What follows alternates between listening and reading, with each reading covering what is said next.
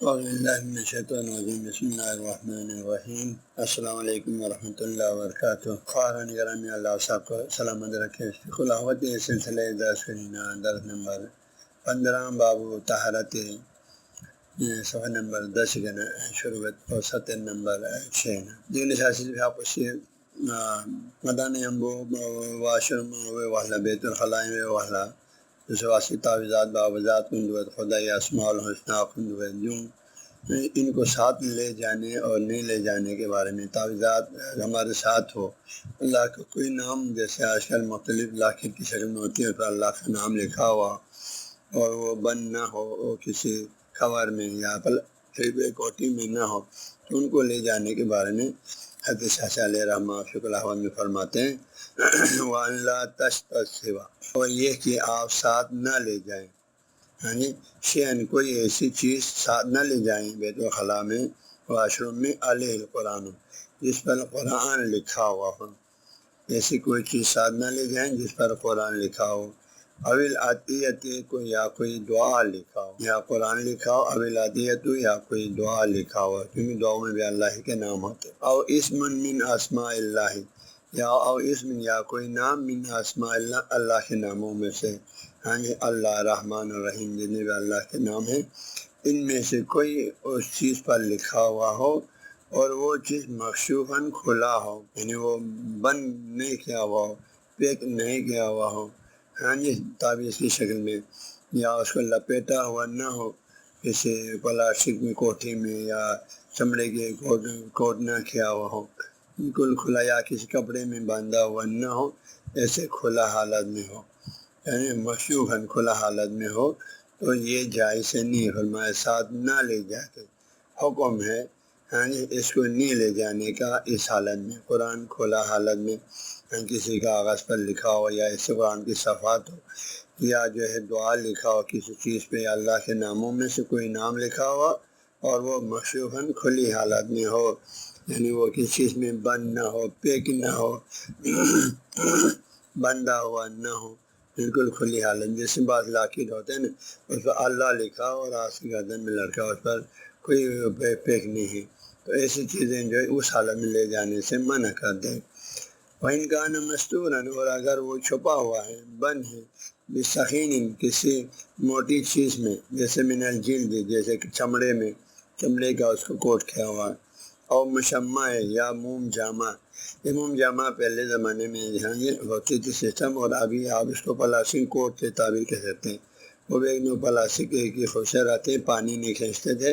وہ سسٹم تھی موم میں، موم جامہ میں، اور ابھی ہم اس کے وہ پلاسٹک کوٹ کرتے ہیں، تو پلاسٹک وغیرہ میں کوٹ نہیں کیا ہوا ہو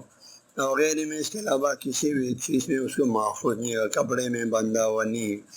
ہاں جی، کپڑے شبہ سے نشان چھوڑ دے دے، کپڑے کا کور کیا تو بھی کافی ہے، تو کپڑے کا کور بھی نہیں کیا، کچھ بھی نہیں کیا ہوا ہے، ایسے کھلا رکھا، ایسے کھلا رکھا ہوا ہے، تو اس صورت میں پھر اس کا جو ہے لے جانا، اس کا لے جانا باتھ روم میں، واش روم میں، وہ جائز نہیں ہے، فرمایا۔ تو اور اگر یہاں فرمائے وہ ان کا مستوراً، اگر وہ شبہ بند ہو، پیک ہو کسی موٹی چیز میں، من الجلد، جیسے کپڑے کا، جیسے چمڑے کا، قبل مشمع، موم جامہ، اس کی جگہ پر آج کل پلاسٹک کوٹی میں ہو، اور اگر اس کے علاوہ کسی اور محفوظ طریقے سے اس کو بند کیا ہوا ہو، تو پھر اس صورت میں آپ کے لیے مانا، جیسے مثلاً آپ نے اس کو مثلاً جیسے بٹوے کے اندر بند ہے، یا جو ہے آپ کے آج کل خواتین کے جو بیگ ہے، ہاں جی، اس کے اندر بند ہے، تو وہ بھی اسی بند ہی کے حکم میں آئے گا۔ اور پھر حق کی تعصن فرماتے ہیں، اور ان کو الگ کرنے میں عسر ہے، تکلیف ہے، بعض جگہوں پر اس کو ہم الگ رکھ نہیں سکتے ہیں، اور کبھی اس کو باہر اتار کے رکھیں تو گم ہو جانے کا خطرہ ہے، چوری ہونے کا خطرہ ہے، ہاں جی، اس سے ضائع ہونے کا خطرہ ہے، بھول جانے کا خطرہ ہے، تو یہ بات یہ سارے اسی تعصر میں آ جائے گا، اور اس کو الگ کرنے میں تعصر ہے، تکلیف باعث تکلیف ہے، اور کوئی نہ کوئی مشکلات پیدا کر سکتے ہیں، تو اس لیے جو ہے فعوفیہ، تو یہ معاف ہے، تو اس میں سے سمجھ میں یہی آتا ہے جتنا ہو سکے کہ بات سن میں یہ قرآن کی چیزیں لے کے نہ جائیں، دعائیں اللہ کے اسماء الحسنہ لکھا ہوا نہ لے جائیں جتنا ہو سکے، لیکن اگر ان چیزوں میں بند ہے، پیک ہے، اور اس کو الگ کرنا مشکل ہے یا بولے سے لے جاتے ہیں تو اس صورت میں پھر معاف ہے۔ ہاں جی، تو اسی طرح آج کل جو ہے اسی موضوع سے مربوط سوال کرتے ہیں بچے جو ہے موبائل ہے اس کے اندر قرآن ہے، تو اس کو کیا ساتھ لے جا سکتے ہیں؟ نہیں لے جا سکتے۔ اس میں بھی کوشش یہ کریں ساتھ نہ لے جائیں، کیونکہ قرآن کی ہمیں جتنا احترام کر سکتے ہیں کرنا چاہیے۔ ہاں جی، قرآن کی جتنا ہم احترام کر سکتے ہیں، جن لوگوں نے قرآن اپنے موبائل میں اترا ہوا ہے، ڈاؤن لوڈ کیا ہوا ہے، کوشش یہ کریں اس کو نہ لے جائیں۔ لیکن اگر مجبور ہے بھائی باہر چھوڑ نہیں سکتے، چھوڑنے گم ہو جائے گا، تو ایسی کوئی مجبوریاں ہیں تو یقیناً وہاں اس کو آن نہ کریں۔ آف ہے اندر ہے تو یوں سمجھے جیسے کہ کور میں ہے بلکہ کئی جو ہے سطح کے کور میں ہے اور انتہائی محفوظ صورت میں ہے، اور اس کو اور ایک شعام کی شکل میں ہے، جس طرح لکھا ہوئی شکل میں نہیں، اس سے اور بھی زیادہ لطیف شکل میں ہے۔ اس لیے اگر آپ اس کو آن نہیں کریں گے، بند رکھیں گے، تو پھر آپ کو کوئی گناہ نہیں آئے گا انشاءاللہ، وہ بھی اسی معاف صورتوں میں سے شامل ہوگا۔ لیکن باتھ روم میں جا کے اس کو آن کریں تو یہ یقیناً گناہ آئے گا، کیونکہ وہ جگہ ایسا نہیں ہے جس میں قرآن پڑھا جائے، قرآن سنا جائے۔ جتنا ہو سکے وہاں قرآن کی تعظیم ہمیں ہر صورت میں کوشش کریں کرنے کی۔ پھر آگے فرماتے ہیں وَأَن لَا تَغْفِلَ، اور یہ کہ آپ غافل نہ ہیں فی قلبک، اپنے دل میں، من العطیتی، دعائیں پڑھتے رہنے میں، المناسبتی، جو کہ مناسب ہے، بہذا المحل، اس محل سے، یعنی جب بیت الخلاء میں بیٹھا ہوا ہے تو شاشد فرماتے ہیں وہاں آپ اپنے دل میں کوئی نہ کوئی دعا سوچتے رہیں۔ وَأَن لَا تَغْفِلَ، اور یہ کہ آپ غافل نہ رہیں فی قلبک، اپنے دل میں، من العطیتی، کوئی نہ کوئی دعا پڑھتے رہنے میں، کوئی نہ کوئی دعا پڑھتے رہنے میں سے غافل نہ رہیں کہ وہ کون سی دعا ہے، ایسی دعا جو مناسب ہو بہذا المحل، اس جگہ سے۔ تو اس کے لیے عربی شرط نہیں ہے، اپنے زبان میں بھی، ہاں جی، کیونکہ انسان کو جو ہے ایک تو وہ جگہ جو ہے جہاں پر شیاطین اور خبیث ارواح رہنے کی جگہ ہے، ان سے بھی انسان دل ہی دل میں پناہ مانگتے رہیں۔ وہی دعا جو ہم نے باتھ روم میں داخل ہوتے ہوئے پڑھا، اللہم انی اعوذ بک من الخبث والخبائث من الشیطان الرجیم، اس دعا کو دل میں سوچتے رہیں، زبان پہ نہ پڑھیں، دل میں، یہاں لکھا دل میں پڑھنے سے کہا ہے، تو دل میں سوچتے رہیں۔ اور اس کے علاوہ بھی جو ہے اپنی، ہاں جی،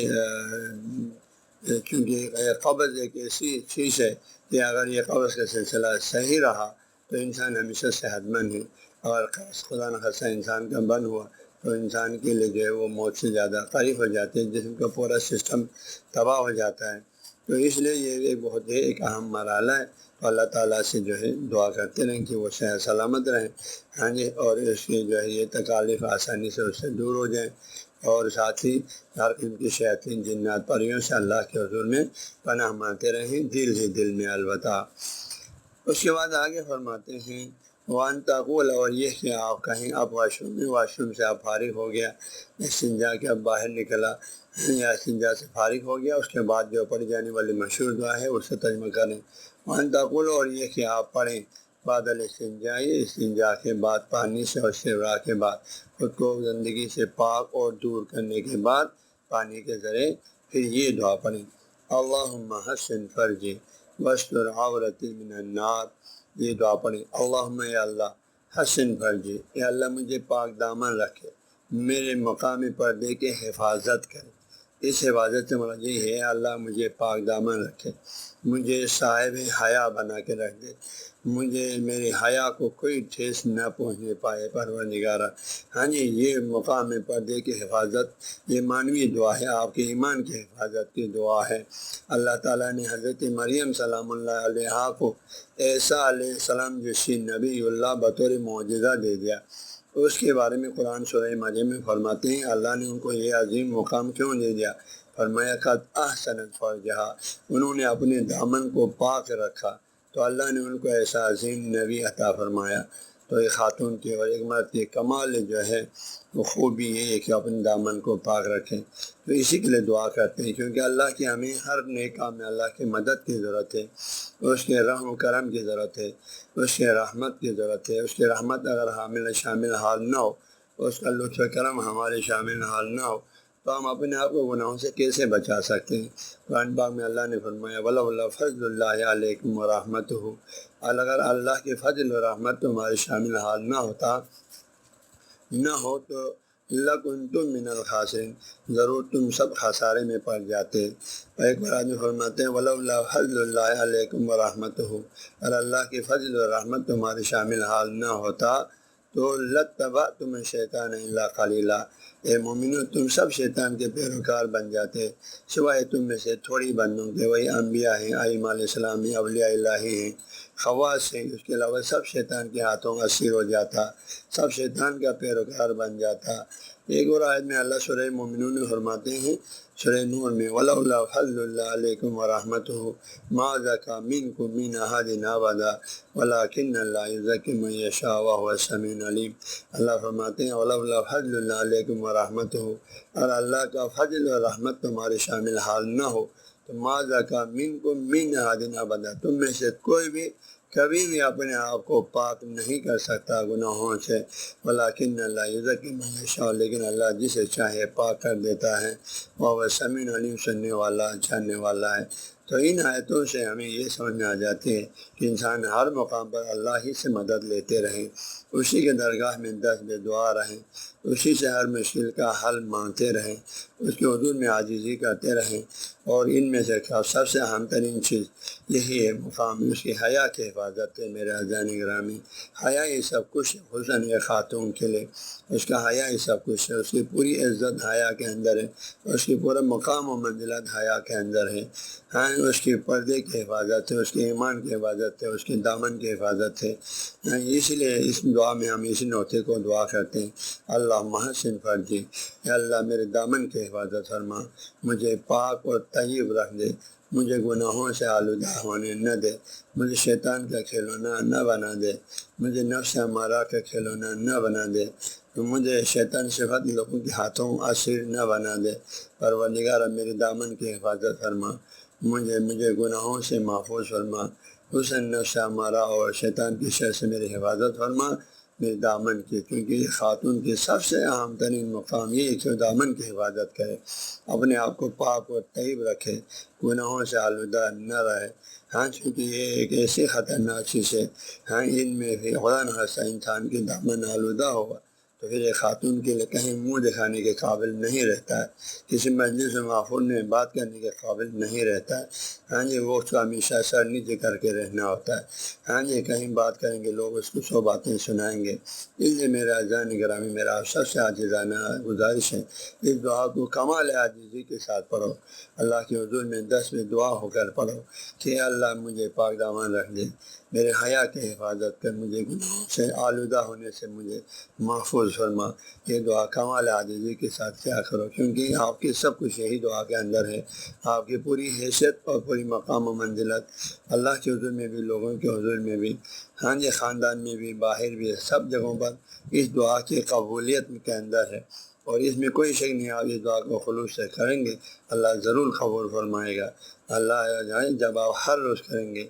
جب بھی آپ جو ہے واش روم سے فارغ ہوگا آپ یہ دعا کریں گے تو کیوں قبول نہیں کرے گا؟ اللہ ارحم الراحمین ہے، وہ خود ہمیں حکم فرماتا ہے جب ہم اللہ سے اس چیز کی دعا کریں گے تو وہ ہر صورت میں قبول فرمائیں گے۔ اس لیے دعا کو عاجزی سے کرو میرے عزیزان گرامی۔ آگے پھر فرماتے ہیں وستر عورتیں، یا اللہ میرے مقام پردے کی حفاظت فرما، من النار، جہنم کی آگ سے، جہنم کی آگ سے پھر میرے مقام پردے کی حفاظت فرما۔ اور مثلا فرماتے یا اس جیسی من العادیاتی اور دعائیں پڑھیں، یہ دعا پڑھیں اور اس جیسے اور دعائیں پڑھیں، دعا آپ کچھ بھی کر سکتے ہیں۔ تو آج کے درس کی کلمات میں اختتام کرتا ہوں، تو اللہ کے حضور میں دعا کرتا ہوں پروردگار ہمیں دین سمجھ کر دین پر عمل کرنے کی توفیق عطا فرما، اور ہمیں ایک سچا مومنہ خاتون بننے کی، ایک پاک دامن خاتون بننے کی میری ان تمام عرضوں کو پروردگار توفیق عطا فرما۔ اے اللہ حیا کو ان سب کا چادر بنا دے، تقویٰ کو ان سب کا لباس بنا دے، ان سب کو ایمان اور حیا کے ساتھ ایک پاک اور طیب ایک صالحہ خاتون کی حیثیت سے زندگی گزارنے کی میری ان تمام مومنہ خواتین کو توفیق عطا فرما، آمین یا رب العالمین۔ بردے کی حفاظت فرما۔